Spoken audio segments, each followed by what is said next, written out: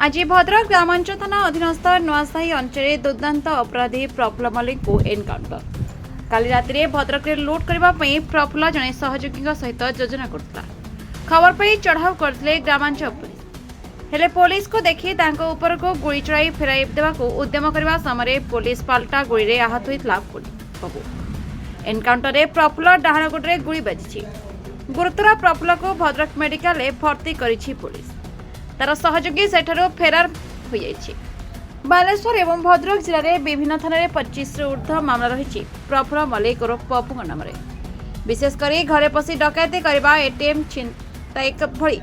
बहुत मामलें लिप्त थिबा जଣାपड़ी। आज सांबादिक मानक भद्रक जिला एसपी श्री मनोज राउत एक प्रेस विज्ञप्ति सूचना दी एभलिया चोरी डकैती हत्या भद्रक जिलार से दिन को दिन बढ़िबार लागिछि। ଏହି अपराध को रोकवा पुलिस भूमिका गुरुतर रही। एवं भद्रक जिलार अपराधी माने साबाड़ हे बोली जहाँ बुद्धिजीवी महले चर्चा जोर धरी। दुर्दांत अपराधी मोस्ट वांटेड जे थिला प्रफुल्ल मल्लिक ताकू आज भद्रक पुलिस एनकाउंटर कर कौन सार केमती कौन योजना थिला केतबेला घटना कौन पैसे आसला केमती सार पुलिस को परिस्थिति ताकू गुली कला और कौन कौन मामला को थाना अच्छे।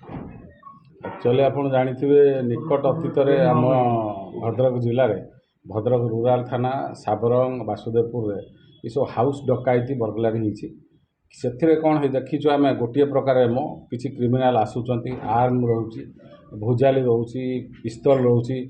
ता सहित से माने घरे पशुंच टेरोराइज कर मारुंच पिटुंच टंका पैसा नहीं जाऊँ घर तेणु यही घटना है आम किसी क्रिमिनाल को आरेस्ट कर फरवर्ड करूँ और बहुत क्रिमिनाल आम स्कानर थे से दिन प्रतिदिन आमर नाका लगी। काली संध्यारे आम इनफर्मेशन पाइलु जो पप्पू मल्लिक जे यही विभिन्न केस इनवल्व अच्छी सी भद्रक रूराल थाना एरिया आसिक बुलूची आरडी छक सात भौणी अन्नपाड़ एरिया तक लोक देखी आम सोर्स एनगेज करूँ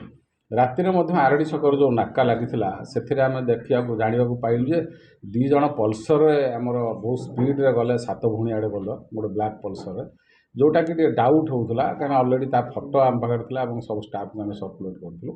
यही इनफर्मेशन पाइला पर Bhadrak rural IIC immediate chase करते चेज करी गला परे किछि बाट गला परे से माने डाइवर्सन नहीं लॉ कॉलेज लाइन डाइवर्सन नहीं कि नुआसाही जो ग्राम्य जंगल अच्छी से भितर पशिले और पुलिस चेज करी जाइथिला से चेज भितर गाड़ी जेहेतु स्पीड रे से पिला नौथला पछर जो पिलाटी बसथिला से गली पड़थिला तापरे पुलिस आमर गोड़ेला से जाइए से जो निकटस्थ झाऊ जंगल भितर पशिला तापर जो पुलिस सराउंड करके टर्च मारिक देखला जे लोकटी गोटे गछ साइड लुचि आम आड़ू चैलेंज कराला जे तुम बाहरी आस सरेंडर कर बोली सी उल्टा किसी न कहीकि हठात कि फायरिंग कला तापर बाध्य होइकि आमर पुलिस तरफ गोटे ब्लैंक फायर कराला ताकू टेरोराइज करने सो दैट सी सरेंडर कर निजू मात्र सी से कथा न करके पुणी फायरिंग गोटे आउ गोटे राउंड फायरिंग कर दौड़ला तापर बाध्य होइकि पुलिस देखले सी ऑलरेडी आर्म्स टी धरिकी जाऊँगी आमर काउंटर फायर करते जोटा कि तार गोटे डाहाण गोड़े बाजी से पड़गला ताकू सेठारे पुलिस काबू करथिला और डिसआर्म करथिला तापर तो आम हॉस्पिटल नहीं आपण मैंने जानते सेठू सी वर्तमान हॉस्पिटल प्रिलिमिनारी ट्रीटमेंट होगी एससीबी मेडिकल चिकित्साधीन अच्छा स्टेबुल अच्छी सी आम जी जाचु प्राय 25 पाखापाखि केस अच्छी जो थे कि घर डकायती एटीएम डकायती पाखर आरंभ कर विभिन्न डकायती केस अच्छी और पुलिस को फायरिंग कर आगुरी नजर अच्छी केस होती सोर थाना खैरा थाना भद्रक टाउन भद्रक रूराल ये लोकर केस अच्छी तेणु ये बहुत आगुरी स्कानर थिला ये बाहर थिला तेणु ऑलरेडी ये क्राइम से करुँची तेणु आमर भी आम पर प्रॉपर्ली इंटरोगेशन आमर हो पारे इंटरोगेशन हेल्ले जना पड़ो निश्चय ये जो क्राइम गुड़ा से इनवल्व थी पारे। तेज सर जो बंदूक से आनीला जो पुलिस बंदूक जबत कर बंदूक सर लिखाई मेड इन यूएसए तो तापर सर गुरुत्व देव कि पुलिस जेहेतु भद्रक अपराधी बालेश्वर अपराध कर मेड इन यूएसए सर बंदूक केमती भद्रक जिला को से जो बंदूक जहाँ आमर एक्सपीरियंस प्रीवियस एक्सपीरियंस यही बंदूक जनरली आम पाइछु कि क्रिमिनाल पाखु जो मैंने कि से कहवा कथा बांग्लादेश आड़ू सप्लाय हो मुर्शिदाबाद पाखु के किणिक आनुच्च मुर्शिदाबाद आसानसोल आणती बोली आगुरी थिला तेणु या निश्चय आम तदंत करूँ कौ परिप्रेक्षी से बंदूक ता पाखु आसला